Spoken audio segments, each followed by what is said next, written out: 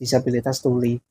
Sampai situ saja, jadi nggak perlu ada kata-kata lagi normal dan nggak normal. Nah, secara kembali ke topiknya, secara kebutuhan orang non-disabilitas, orang umum dan disabilitas tadi sama.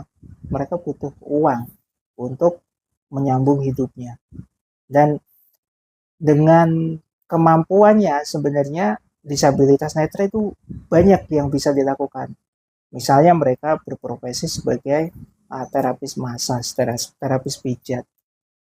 Namun seiring waktu, ini bukan hanya profesi teman-teman disabilitas saja sebagai tukang pijat ini, sebagai terapis pijat ini. Meskipun mereka bersertifikasi, mereka kuat gitu secara keilmuan, tapi karena memang sudah banyak orang-orang umum, orang-orang disabilitas yang buka juga jasa terapi pijat itu, sehingga usaha mereka untuk menjemput rezeki itu mengalami penurunan. Nah, kenapa kok bisa? Ya karena memang banyak terapisnya, tentu saja konsumennya akan berkurang. Atau konsumennya sama tapi terapisnya lebih banyak. Tuh, seperti itu. Ini juga kita ambil contoh lain sebagai ojek online. Nah, ojek online itu sekarang bukan lagi sebuah profesi orang-orang bawah. Bahkan saya pernah nemuin tuh ojek online yang mereka itu gelarnya S2 gitu ya. Mereka kuliah sampai S2, ada yang S3.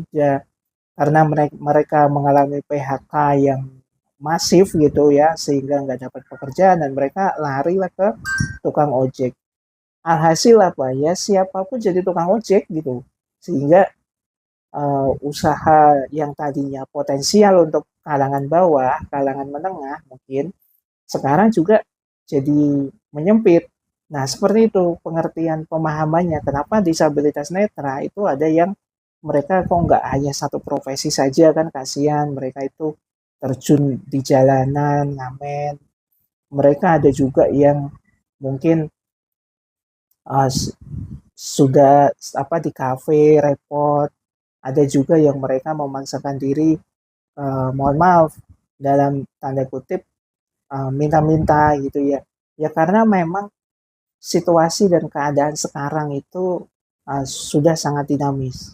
Jadi kita jangan menjudgment kok tunanetra minta-minta, kok tunanetra ngamen, kok tunanetra hanya tukang pijat. Jangan menjudgment atau jangan bertanya-tanya tentang itu.